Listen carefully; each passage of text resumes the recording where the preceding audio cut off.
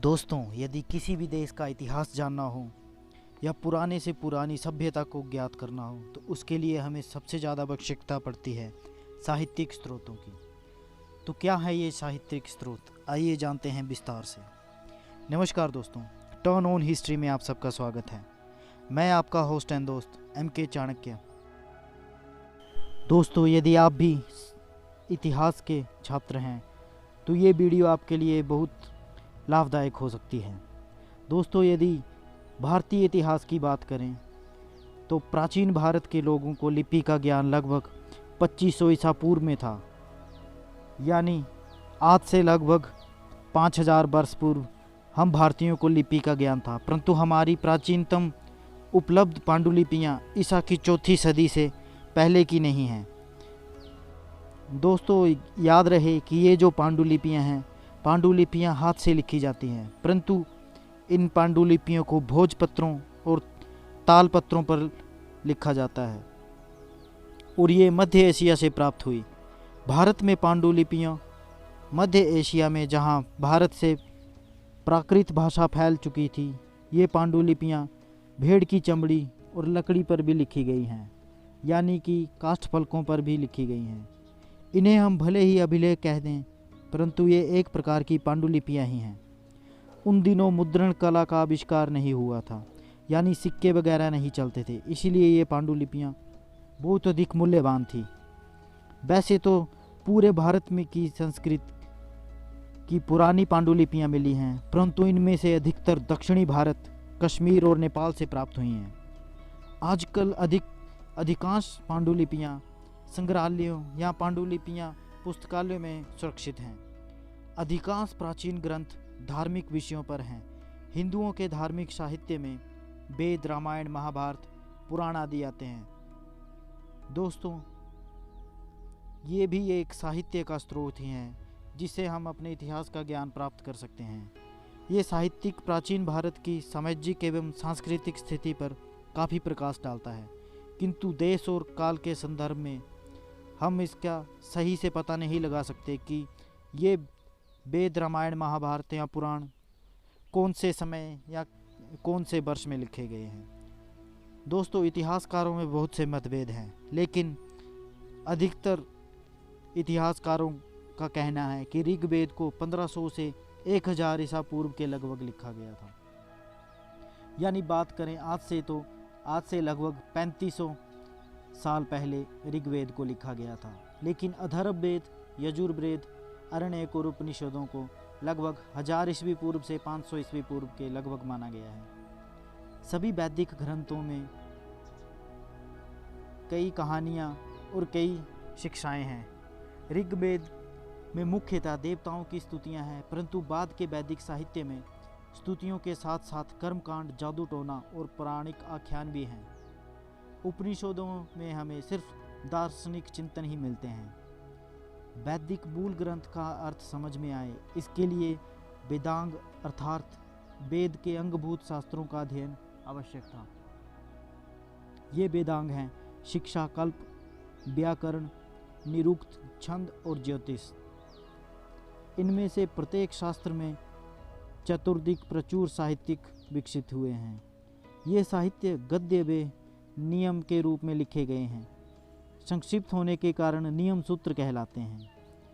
सूत्र लेखन का सबसे विख्यात उदाहरण है पढ़नी का व्याकरण, जो कि 450 ईस्वी पूर्व के आसपास लिखा गया ऐसा माना जाता है।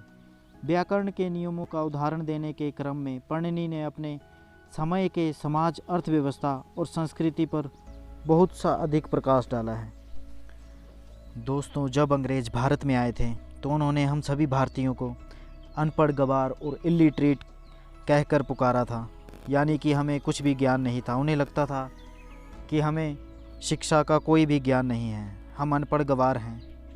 लेकिन शायद उन्हें यही ज्ञान नहीं था कि जब अंग्रेज पैदा भी नहीं हुए थे, उस समय हमारे वैदिक संस्कृति में ऋग्वेद की रचना हो चुकी थी। और जब उन्हें अच्छे से इंग्लिश बोलना नहीं आती थी, उस समय पढ़नी ने लगभग 450 ईसा पूर्व व्याकरण लिख चुके थे।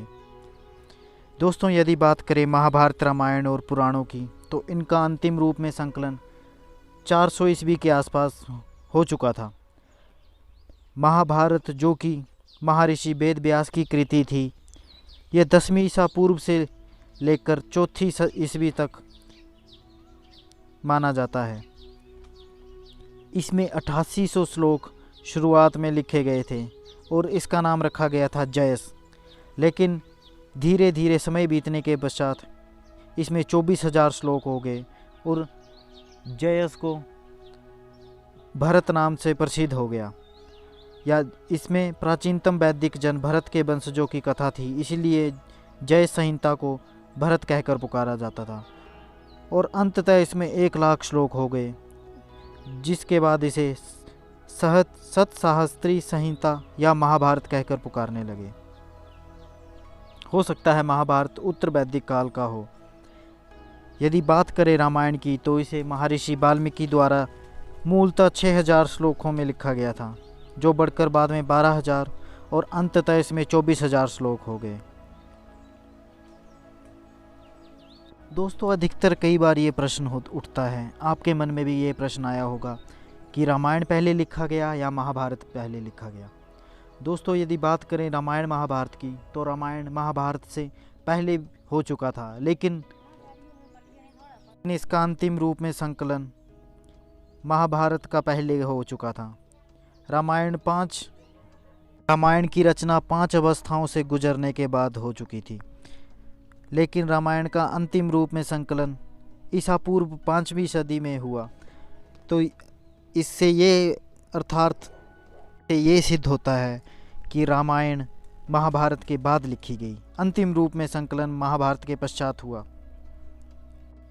दोस्तों, यदि साहित्यिक स्रोतों की बात करें, तो वैदिक काल के बाद कर्मकांड साहित्यों की भरमार मिल जाती है, यानी कि एक होड़ सी लग चुकी थी कर्मकांडों साहित्य की। ये सार्वजनिक यज्ञों में विधि विधान स्रोत सूत्रों में दिए गए हैं। स्रोत सूत्र और गृह सूत्र दोनों ईसा पूर्व 600 से 300 ईसा पूर्व के आसपास हैं। यहाँ पर सुलभ सूत्र भी उल्लेखनीय है, जिसमें यज्ञ वेदी के निर्माण के लिए विभिन्न प्रकार के मापों का विधान है। दोस्तों, याद रहे, ज्योमेट्री और मैथमेटिक्स का अध्ययन सुलभ सूत्र से ही आरंभ हुआ था। दोस्तों, भारतीय इतिहास में जैनों और बौद्धों के धार्मिक ग्रंथों ने भी अपनी एक उल्लेखनीय भूमिका निभाई है। प्राचीनतम बौद्ध ग्रंथ पाली भाषा में लिखे गए थे। ये भाषा मगध यानी दक्षिणी बिहार में बोली जाती थी। दोस्तों, महात्मा बुद्ध के धार्मिक ग्रंथों से सिर्फ उन्हीं के जीवन के बारे में ज्ञान नहीं प्राप्त होता। उस समय मगध, उत्तरी बिहार और पूर्वी उत्तर प्रदेश के कई शासकों के बारे में भी बौद्ध ग्रंथों से हमें ज्ञान प्राप्त होता है। बौद्ध के धार्मिकेतर साहित्य में सबसे महत्वपूर्ण और रोचक है गौतम बुद्ध के पूर्व जन्म की कथाएं, जिन्हें जातक कहकर पुकारा जाता है। दोस्तों, महात्मा बुद्ध की जो जातक कथाएं हैं, ये उनके पूर्व जन्मों के बारे में भी बताया जाता है। महात्मा बुद्ध ने जन्म लेने से पहले 550 से भी अधिक पूर्व जन्मों से गुजर चुके थे और इनमें से कई जन्मों में उन्हें पशु का जीवन मिला। पूर्व जन्मों की यही कथाएं जातक कहलाती थी। दोस्तों, यदि बात करें जैन ग्रंथों की, तो जैन ग्रंथों की रचना प्राकृत भाषा में हुई। ईसा की 6वीं सदी में गुजरात के बल्लवी नगर में इनका अंतिम रूप में संकलन किया गया। फिर भी इन ग्रंथों में अनेक ऐसे अंश हैं जिनके आधार पर हमें महावीर काल के इतिहास में पुनर्निर्माण में सहायता मिलती है। दोस्तों, भारतीय इतिहास के साहित्यिक स्रोतों की बात की जाए तो लौकिक साहित्य भी प्रचुर मात्रा में उपलब्ध है। विधि ग्रंथों को उसी कोटि में रखा जा सकता है। उन ग्रंथों में धर्मसूत्र, स्मृतियाँ और टीकाएँ हैं। इन तीनों को मिलाकर धर्मशास्त्र कहा जाता है। धर्मसूत्रों का संकलन 500 से 200 ईसा पूर्व में हुआ था। इनमें विभिन्न वर्णों, राजाओं और पदाधिकारियों के कर्तव्यों का विधान किया गया है। धर्मसूत्रों में संपत्ति, विक्रय, उत्तराधिकार और विवाह के विधान तथा दंड विधानों का उल्लेख किया गया है। दोस्तों, साहित्यिक स्रोतों में एक सबसे बड़ी किताब आती है अर्थशास्त्र। कौटिल्य का अर्थशास्त्र बहुत महत्वपूर्ण विधि ग्रंथ है, जिसे 15 खंडों में लिखा गया है। कौटिल्य के अर्थशास्त्र में मौर्यकालीन समाज और अर्थतंत्र की एक झलक देखने को मिलती है। दोस्तों, इन संस्कृत स्रोतों के अलावा कुछ प्राचीनतम तमिल ग्रंथ भी हैं जिन्हें हम संगम साहित्य के नाम से जानते हैं। संगम साहित्य ईसा की आरंभिक 4 सदियों में लिखा गया। संगम साहित्य में पद्य 30,000 पंक्तियों में मिलते हैं। संगम ग्रंथ वैदिक ग्रंथों से खासकर ऋग्वेद से भिन्न प्रकार का है, लेकिन ये धार्मिक ग्रंथ नहीं है। तमिलनाडु के लोगों के सामाजिक, आर्थिक और राजनीतिक जीवन के अध्ययन के लिए संगम साहित्य हमारा एकमात्र प्रमुख स्रोत है। व्यापार और वाणिज्य के बारे में इससे जो जानकारी मिलती है उसकी विदेशी विवरणों और पुरातात्विक प्रमाणों से भी पुष्टि होती है। तो दोस्तों, ये थे भारतीय इतिहास को जानने के लिए कुछ साहित्यिक स्रोत। उम्मीद है आपको ये वीडियो पसंद आएगी। अगली वीडियो में भारतीय इतिहास से जुड़े रोचक तथ्य, कहानियाँ, किस्से और ज्ञान लेकर बहुत जल्द पहुंच जाऊंगा। तब तक के लिए धन्यवाद। वीडियो को लाइक शेयर कर दें और चैनल को सब्सक्राइब कर दें।